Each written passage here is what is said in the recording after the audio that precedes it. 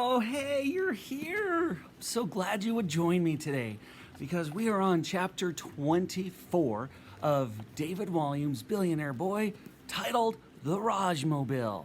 Now remember, it's very important. We say this every time. Let's see if you remember. How do you have to answer each question? Oh, I didn't hear you. Let's try this again. How are you supposed to answer each question? That's right. Complete sentences.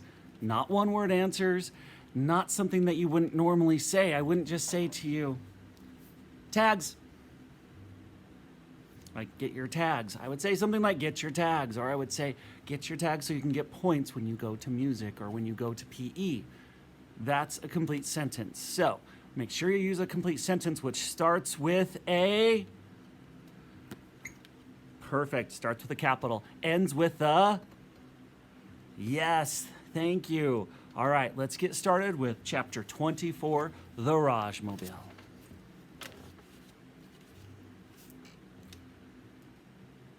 This is the Rajmobile? Asked Joe. He and Raj were looking at a tiny girl's tricycle. It was pink and had a little white basket on the front, and would have been too small for a girl of 6. Yes, said Raj proudly.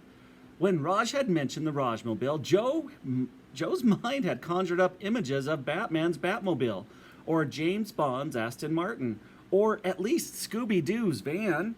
It's too small for you, don't you think? Asked Joe.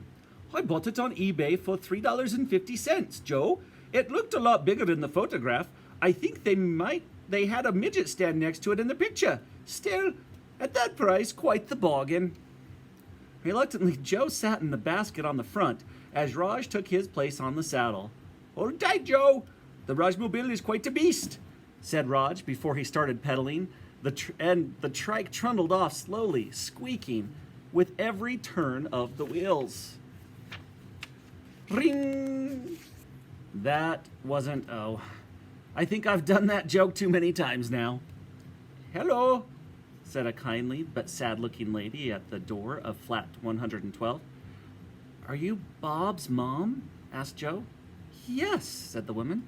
She squinted at him. You must be Joe, she said in a not very friendly tone. Bob has told me all about you. Oh, squirmed Joe. I'd like to see him if that's okay. I'm not sure he'll want to see you. It's really important, said Joe. I know I've treated him badly, but I want to make up for it. Please? Bob's mom sighed and then opened the door.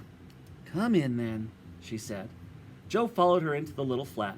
The whole thing could have fitted into an ensuite bathroom. The building had definitely seen better days. Wallpaper was peeling off the walls and the carpet was worn in places. Bob's mom led Joe along the corridor to Bob's room and knocked on the door. What? Came Bob's voice. Joe is here to see you, replied Bob's mom. Tell him to get lost. Bob's mom looked at Joe, embarrassed. Don't be rude, Bob. Open the door. I don't want to talk to him. Maybe I should go, whispered Joe, half turning towards the front door. Bob's mom shook her head. Open this door at once, Bob. You hear me? At once! Slowly the door opened. Bob was still in his pajamas and stood staring at Joe. What do you want? He demanded. To talk to you, replied Joe. Go on then.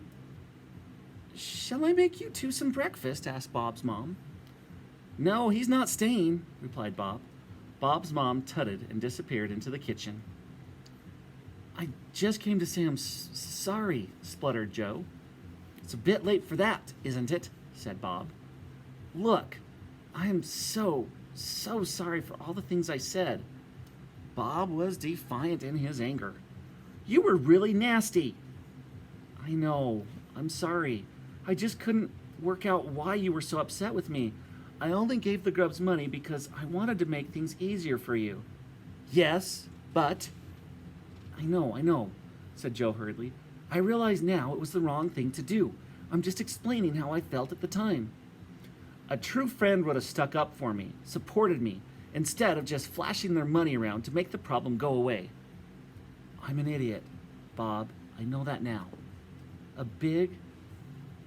great big, fat, stinking idiot.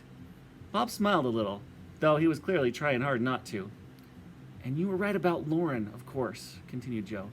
About her being fake? Yes. I found out my dad was paying her to be my friend, said Joe. I didn't know that. That must really have hurt. Joe's heart ached as he remembered how much pain he had felt at the party last night. It did. I really liked her. I know. You forgot who your real friends were. Joe felt so guilty. I know. I'm sorry. I do really like you, Bob. I really do. You're the only kid at school who ever liked me for me, not just my money.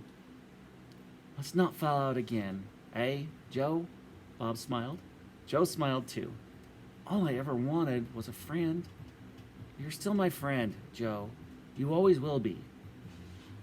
Listen, Joe said. I've got something for you.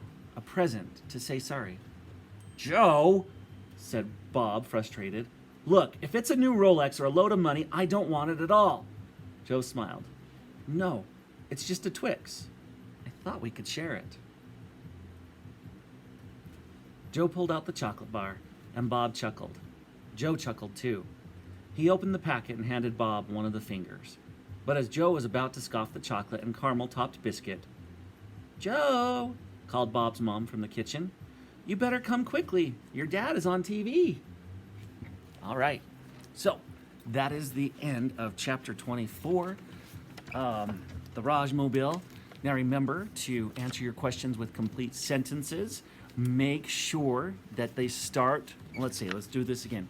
Make sure they start with a, yes, a capital, and end with a,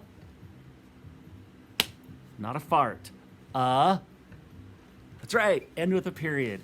All right, have a great rest of your day. Make sure you click submit after each question, and have a wonderful rest of your day. We'll see you tomorrow.